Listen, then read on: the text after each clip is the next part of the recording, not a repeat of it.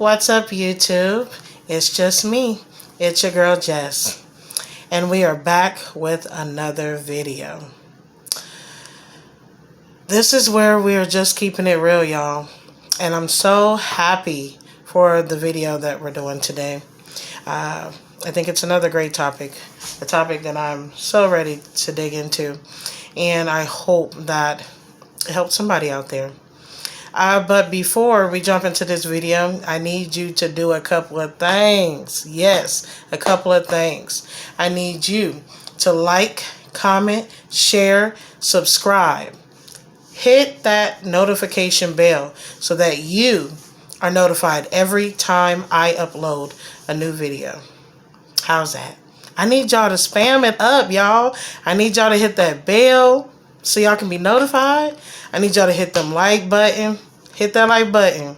And I definitely need you to subscribe. Subscribe to the channel. Like, comment, share. Get it out there. Let them know I am here. Okay? I'm excited, y'all. Today's topic is, why is it important? Why is it important to have and keep an open line of communication with your children? Why? Why is that important? And I want y'all, get down in the comment section and tell me why you guys think it is important to keep an open line of communication with your children. I think it is something that is so important, more than what the world shines light on.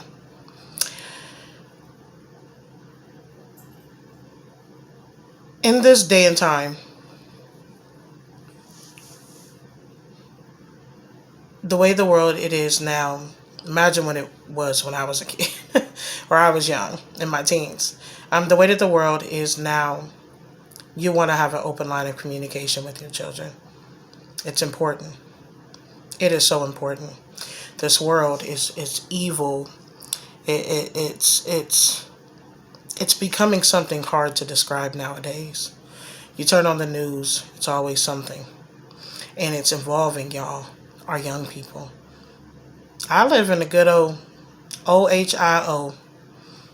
And on the news, it's something disturbing every single day, every night, every second and minute of the day.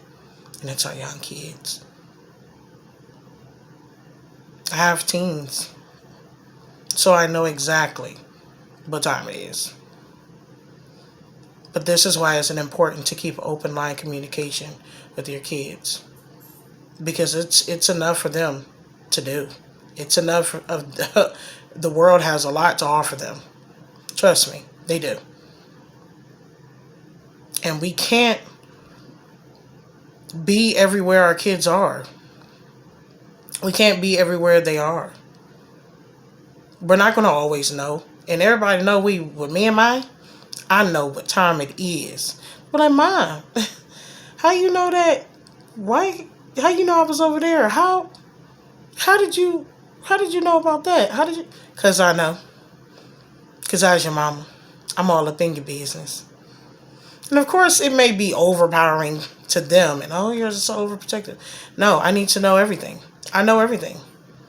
But we're not going to always know everything. We're not going to always know what they're doing when they're not with us, or where they're at when they're at school, or what they're doing when they're not going to be around us every minute and every second of the day. That's reality. So you're not going to always know what they're doing, even though I know 50, 55, 65% of the time. But that other part, the other percentage, you're not going to know. All you can do is hope that the tools and the coping skills that you've given them, and the things that you have taught them, and lessons that they use it and they apply it to their lives. Because we think that our children don't have a lot to deal with out here. We don't think that they're not going through nothing. I know growing up, I heard it all the time. And I know if you lived in a black household like me, black household like me, you heard it. You a child. You don't pay no bills. You ain't got no money. All you do is go to school. You don't know what tired is. You don't, what you got to be upset about. What do you be down about? You don't, heard it all.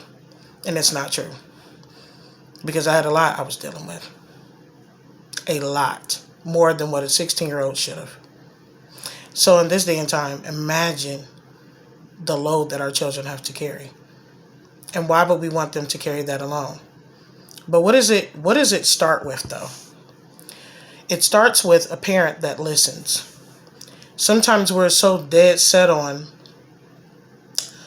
well, you can come to me and you can talk to me and you can come to me and tell me, I'm your mother. I know, me. You can come and talk to me. No, that wasn't the case. And it wasn't the case when I was a kid. First, with starting that line of communication has to be a bond. And I'm not just talking a bond between a mother and a son, or mother and a daughter, or father and son, father and daughter. I'm talking about a bond where you are making it apparent that I am your mother. I love you. I want a relationship with you. I want to know what you like. I don't want to know what you don't like. Because sometimes as parents, we're going to hear things we ain't going to want to hear. My open communication with my children is very open, okay? And trust me, everything that they come to me, I'll be like, oh my God. I'll be like, all right, what? Word? That's crazy. What? But I'm there and I'm listening. And some of it may get on my nerves. My one young daughter, oh my God. Yeah. And I'll be in the back. It's talking about the same thing. We just talked about this yesterday. But they want us to listen. That's all they want. They want us to listen. How else will the open line of communication stay broader and open as they get older, from the young life all the way to the teens and even as an adult? How will that line of communication stay open and wider than ever if we're not listening? We got to listen. And sometimes we're going to be listening to stuff that's crazy. Stuff that's be like, girl, you shouldn't even be thinking about that. But we got to listen. We have to listen, not be talking. Not just talking to respond. We got to listen to our children and really hear them out. How else with that open line of communication? And another thing, where it all begins is that relationship. You have to have that relationship and that bond with your child for that open line of communication to even be built. You have to make it apparent to have that open line of communication. I grew up in an era as a kid where we were raised, old school. You don't speak unless you're spoken to. You're a child. Stay in a child's place. You shouldn't even be talking. You shouldn't be up here talking. You don't have nothing to talk about. You don't pay up, but you don't do that. You don't have nothing to say. What should you be upset for? What's wrong with you? You did. Heard it all before. And it was the worst thing that the kid ever told me. Because I didn't have a voice. I felt like nothing. I didn't even feel like a child. Because there's a big difference in let your children knowing that you are the mother, you are the parent, and they're the child. But when talking with them, it's heart to heart. It's me and you. You come down to whatever level that they are because they're human. And they're your seed that came out of you. A lot of children I know, my mom doesn't talk to me. She comes home from work, she's so tired. She just get away from me. Go sit down, go find something to do. Why not take 5-10 minutes, even 15-20, and spend time with your child? Why not want to hear what it is that they're interested in? But you want them to listen to you about your boyfriends and your husband and the issues with your mama, which it really ain't their issue. But they're your listening dummy. But you can't listen to them. You can't give them 5-10 minutes. It goes both. It goes that way. We have to learn how to build our children up. And it starts with that open line of communication. How else will it start? And you have to be consistent as a parent. Consistently. Me and my children, for them to keep that open line of communication, we're doing it all the time. But one day out of every week, I make it apparent. We're going to Starbucks, pick somewhere to go eat. And we're going to sit and start. We're going to eat. We're going to go to Starbucks, grab us a refresher, coffee, cookie, whatever. And we're going to sit down and we're going to have a conversation. We're going to talk about everything. Everything. We talk about everything. Even the stuff that I don't even want to hear. I'm like, God, I shouldn't be hearing it. It crunches my ears as a parent because they're going to say, like, one of them going to be an adult in a couple of years.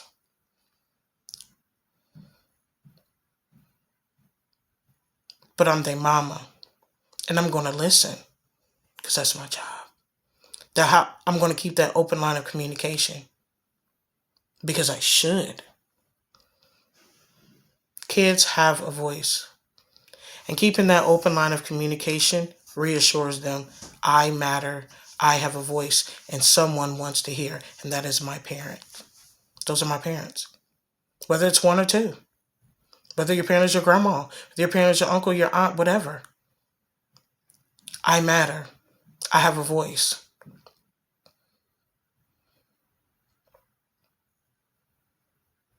It is important, it is imperative for that open line of communication to be open. They have voices.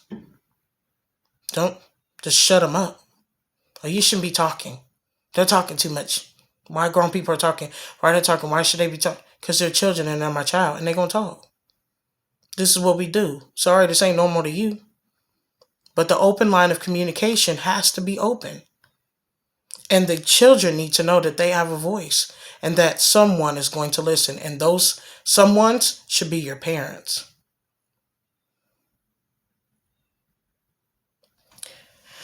Our children need our support from us, y'all. They need our support.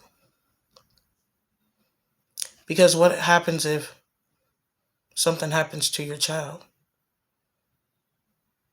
and they don't tell you until they're an adult? And you ask them why, and they say, well, because I didn't feel like I could come and talk to you. Because you're always yelling at me, you're always cussing at me, you're always telling me to shut up, you're always telling me to go somewhere and sit down, you're always telling me I talk too much. So I didn't tell you. That's the worst thing you could ever hear as a parent. Now, for granted, there's going to be some things they're not going to talk to us about. And we know what that is. When they clowning and talking about things they got to be. It's going to be some combos. They ain't going to tell us everything. For the majority, that line of communication should be open. It should be talking about everything as much as possible. So everything they're going to talk to you about. But for the majority, they should be talking to you about everything. Because what if something happens and they never tell you? What if a kid at school bullying them, talking to them mad crazy, and they never tell you?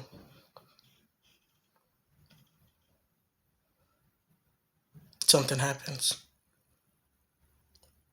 Now you as the parent, you gotta live with that. Why didn't she tell me? She knows she could come and talk to me. Did she? Did he? Did they think that they could come and talk to you? Are you sure about that? Are we doing our children a disservice by saying those things? Just because I'm your parent, you're obligated to talk to me. No. You got to be consistent in your child's life. Hearing the things that they like, what they want to do, their friends, where they like going, what they like doing. Do they spend time with you? Do y'all have time carved out just for y'all? Do y'all talk about things that are uncomfortable? Do you keep it real with your children? Or do you say, oh, the sky, the rainbows, everything's good and the life's just perfect? Not here. In my household, we keep it real. We keep it real because they understand that. Your kids matter. You matter as a parent. And when you say you love them, do you love them enough to open that line of communication? Do you love them enough to say, hey, when I grew up, this is how it was done with me. But I'm going to change that for us. Because I saw some mishaps and some things that happened in my life that led me down this path. And I don't want you to go down that path. I don't want you to be better than me. I want you to be the best person, the best version that you can be. Because it's only one me. I can only be better than me. I want you to be the best version of you that you can possibly be. Because there ain't going to never be another you. Never. There ain't going to never be another you. So be the best you that you can be. But that starts at home. That starts with that line of communication. Because as much as these teens think they got it together and they know it all, they don't. And they going to mess up so many times, it's going to make your head hurt. You're going to be gray early. But they need to know that they have our support. No matter what. And that we're going to love them, kiss them, till they turn 50. Our kids matter, y'all. And it is so important to keep that open line of communication. Because I wasn't so fortunate to have the open line of communication. And I went through a lot of trauma. We don't want our children to experience that type of trauma. That's why we need to have that open line of communication. Something happening with your child and they don't tell you. Somebody touched me inappropriately. Somebody did this to me. Somebody did that to me. A grown lady called me out my name. All types of things. But they don't come and tell you. And stop pushing your kids away. I'm tired. Go somewhere and sit down. What you want to talk for? You talk too much anyway. No ma'am. No sir. Fathers, you're just important. Dads, you are just as important. You're so important. To the daughters and to the sons. Both parents matter. And if it's just a one-parent home, you matter too. Your children need you. And it's important to keep that open line of communication open. Because anything, and you not know about it, our kids are human. They matter. It's our job as parents to love on them. It's our jobs to support them. It's our jobs to be their biggest cheerleader. To be their doctor when they need it, their nurse when they need it, the counselor when they need it, and sometimes the friend. Well, that's all for today, guys. I hope you enjoyed today's video. And I want you to go down in the description, look at my social media, guys, and hit me up. Till next time, be good to yourself. Love yourself. I'll see you in the next video. Bye.